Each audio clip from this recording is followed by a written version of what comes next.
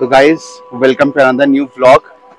আমরা চলে এসেছি হোটেলের সামনেই থাকা কাসার দেবী মন্দির আলমোড়াতে। তো এবারে আমরা যাচ্ছি কাসার দেবী মন্দিরের উপরে। এই যে আমাদের হোটেল ছিল এটা, আর এটা হচ্ছে কাসার দেবী মন্দিরের গেট। তো এটা হচ্ছে গেট, আমরা এবারে চলে যাব কাসার দেবী মন্দিরের একদম উপরে। চলুন তাহলে ব্লগটা এইভাবেই কন্টিনিউ করা যায়। এই রাস্তাটা একটু চড়াই আছে, ওই যে উপরে হচ্ছে টেম্পল। আমরা এই চড়াই রাস্তা দিয়ে এবারে হেঁটে হেঁটে হেঁটে হেঁটে যাবো কাসার দেবী মন্দির। দেবলীনার মুখটা শুকিয়ে গেছে, কারণ আমি বুঝতে পারছি না কেন গো শুকিয়ে গেছে। এমনি দেবলীনা বলছে যে ওর চড়াইটা একটু বেশি লাগছে। আমরা বললাম আমরা এর থেকেও বাজে রাস্তায় আগের ব্লগে দেখতে পাবেন থামরিকুন ট্রেক করে এলাম। 8 কিলোমিটারের ট্রেক ছিল। এইটা তো তার থেকে তাও ভালো, অনেক ভালো, আর ছোট রাস্তা, বেশি কিছু না। তো যাচ্ছি এখন আপাতত উপরে। উপরে গিয়ে দেখাচ্ছি মন্দিরটা কেমন আর মন্দিরের বৈশিষ্ট্য কি আছে সেটা উপরে গিয়ে আপনাদের বলছি। এটা হলো কাসার দেবী মন্দিরের আর একটা গেট। বৃষ্টি পড়ছে। এই গেটের কাছে পার্কিং আছে মন্দিরের। তো এই পার্কিং দিয়ে উপরে যাওয়া যেতে পারে মন্দিরে। আবার অল্প অল্প বৃষ্টি শুরু হয়েছে, দেখি উঠি উপরে। কোথাও তো দাঁড়াতেই হবে বৃষ্টির জন্য, তো আমরা ওঠাটা কন্টিনিউ করবো এখন। তো এখানে একটু বৃষ্টি পড়ে গেল হঠাৎ করে, ওঠার সময় আর কি। তো আমরা এই একটা ছাওয়াতে দাঁড়িয়ে গেছিলাম। এখন আবার দেখুন নীল আকাশ বেরিয়ে যাচ্ছে। তো যাচ্ছি আবার টেম্পলের উদ্দেশ্যে। এই যে এবারে রাস্তাটা কিন্তু যাওয়াটা খুব খারাপ, মানে একদম এরকম এরকম এরকম করে যেতে হবে। ভিডিও আর বেশি করছে না, করতে পারবো না, কারণ দু হাতে ব্যালেন্স রাখতে হবে। তো যাই মন্দিরের উপরে গিয়ে আপনাদের দেখাচ্ছি পুরোটা। হচ্ছে কাসার দেবী কেভ, যেখানে স্বামী বিবেকানন্দ বসে ধ্যান করেছিলেন। এই যে স্বামী কেভ, কাসার দেবী কেভ। আর এই হচ্ছে কাসার দেবীর মেন এন্ট্রান্স। আমরাও যাচ্ছি এখন ভেতরে মেন এন্ট্রান্স দিয়ে কাসার দেবী কেভে বসে ধ্যান করেছিলেন। তো যাই আপাতত। আস্তে আস্তে উঠবে।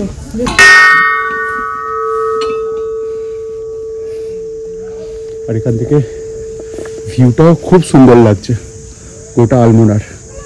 দেখতেই পাচ্ছেন ভিউটা অসাধারণ গোটা আলমোড়ার।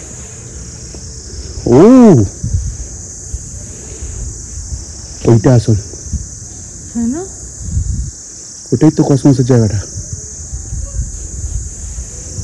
তো আমরা নিচে কাসার দেবী টেম্পলে দর্শন করলাম। এবারে আমরা যাচ্ছি কাসার দেবী মন্দিরের উপরেই থাকাই ওই শিব মন্দিরটায়। যেটা এরকম সিঁড়ি রয়েছে, সিঁড়ি দিয়ে উপরে উঠে উঠে যেতে হবে। উপরে একটা ওই যে দেখতেই পাচ্ছেন বহু প্রাচীন শিব মন্দির। এখানেই স্বামী বিবেকানন্দ বসে আর কি ধ্যানটা করেছিলেন।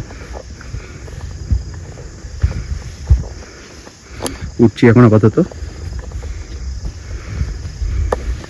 এসে গেছি উপরে কাসার দেবী টেম্পল ওটা, আর এটা হলো শিবজি টেম্পল। তো উপরে শিবজি টেম্পলে এসেছিলাম।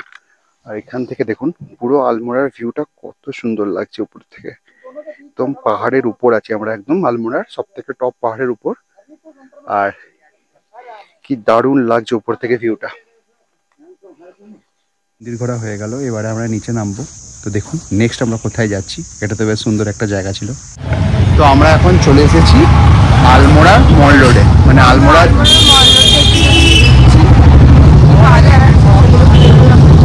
আর এখানে সব থেকে একটা ফেমাস মিষ্টি আছে, মিষ্টিটার নাম হচ্ছে বাল মিঠাই। আর মোহন সিং এর দোকানে সেটা খুব ভালো পাওয়া যায়।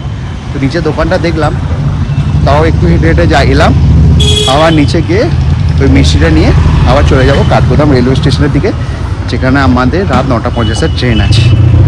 একটু ঘুরে মিষ্টি নিয়ে চলে যাব। দাঁড়িয়েছি এমনি একটা নর্মাল পেস্ট্রির দোকানে মল রোডে।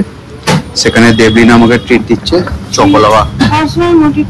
চকোলাওয়া কেক। যাই হোক, এরপর আবার ওইদিকে মল রোড দিয়ে হেঁটে হেঁটে চলে যাব। এই যে মল রোড, এখানকার আলমোড়ার মল রোড, পুরনো বাজার। এটাই ছিল ব্রিটিশ কলোনিয়াল মার্কেট এখানকার। এখানে আলমোড়াতে তো ব্রিটিশ শাসন ছিল আগে। যে এই মিষ্টির দোকানগুলো আছে, এখানের ফেমাস মিষ্টি হচ্ছে বাল মিঠাই। কিন্তু আমরা এইসব মিষ্টি দোকানগুলো থেকে নেবো না, কারণ এখানে সবাই বলছে মোহন সিং বলে যে দোকানটা আছে, মোহন সিং এর দোকান, সেখানে নাকি সব থেকে ভালো মিষ্টি পাওয়া যায়, মানে বাল মিঠাইটা। তো আমরা এখন সেদিকেই এগিয়ে এগিয়ে যাচ্ছি। এই সামনেই একটু এগিয়ে আছে মোহন সিং এর মিষ্টির দোকান, ওখানেই যাবো এখন। এটা হলো মোহন সিং এর মিঠাই, বাল মিঠাই, যেটা এখানকার ফেমাস হয়। তো আমরা এখন এই দোকানেই এসে গেছি এই বাল মিঠাইটা নিতে। দেখি খেয়ে কেমন লাগে। তো আমরা নিয়ে নিয়েছি মোহন সিং থেকে বাল মিঠাই। বাল মিঠাই কিছুটা এরকম দেখতে হয়, আর খুব মিষ্টি হচ্ছে ব্যাপারটা। বিভৎস মিষ্টি। আমি অরিত্রকে বলছিলাম যে আমাদের বেঙ্গলের মিষ্টি গুলো ব্যাপারে কি বলবে, ধরে বালমিটাকে বলছে দারুণ খেতে, আর বেঙ্গলের মিষ্টি গুলো কি বলবে। সত্যি বাল মিঠাইটা একটু ওভার হাইপ লাগলো, কারণ আমি এখন খাচ্ছি ভেতরটা বুঝতে পারছেন প্যাঁড়ার মতো, আর উপরে এরকম সাদা সাদা চেটানো আছে। চিনি চিনি দেয়। হ্যাঁ চিনি চিনি দেওয়া আছে, কিন্তু খুব মিষ্টি, মানে মিষ্টিটা খুব দাঁতে লাগছে। ফুড সেন্সিটিভিটি তারা আরো বেশি ভালো বুঝতে পারবে। যাই হোক খাই, আর যেখানে যাই সেখানে সব জিনিসই টেস্ট করা উচিত, আর আপনাদের সঙ্গে শেয়ার করি সব কেমন লাগছে না লাগছে, তার মধ্যে এটাও একটা জিনিস। তো এখন আমরা আছি একটা হোটেলে, সেটা হচ্ছে হালদওয়ানিতে। তো কেন কি কিছুক্ষণ থাকার জন্য আমাদের ট্রেন আছে হচ্ছে 9:50-তে, আর আমরা চলে এসেছি এখানে আপনার ওই কোথা থেকে জানেন না, আলমোড়া থেকে হালদওয়ানি আসতে, মানে কাঠগোদাম আমাদের ট্রেন আছে।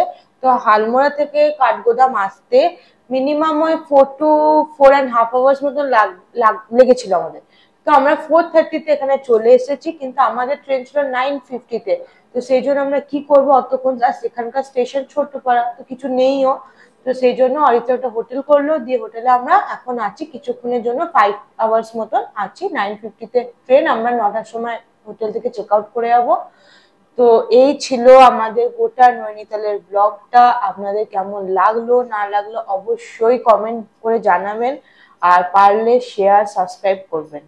আর আমি আগেও বলেছি, এখনো বলছি, আপনাদের যদি পুরো নৈনিতাল, কৌসানি, আলমোড়া, মুন্সিয়ারি পুরো আইটিনারি লাগে, আমাকে কমেন্টে শুধু আপনার মেল আইডিটা দেবেন, আমি পুরো আইটিনারি একটা পিডিএফ পাঠিয়ে দেবো উইথ ভালো ট্যাক্সি নাম্বার যে আপনাকে পুরোটা করাবে, প্লাস সব হোটেলসের নাম্বার। যেখানে আমরা ছিলাম আমার খুব ভালো এক্সপিরিয়েন্স হয়েছে। তো এটাই ছিল আমাদের পুরো ব্যাপারটা, নৈনিতাল, আলমোড়া, কৌসানি, মুন্সিয়ারি, পুরো ইস্ট উত্তরাখণ্ডটা কভার করলাম আমরা এই কটা সিরিজে। তো এই সিরিজের শেষ হচ্ছে এখানেই। দেখা হচ্ছে আবার নতুন কোনো একটা ভ্লগে খুব তাড়াতাড়ি। চ্যানেলটা সাবস্ক্রাইব করতে ভুলবেন না।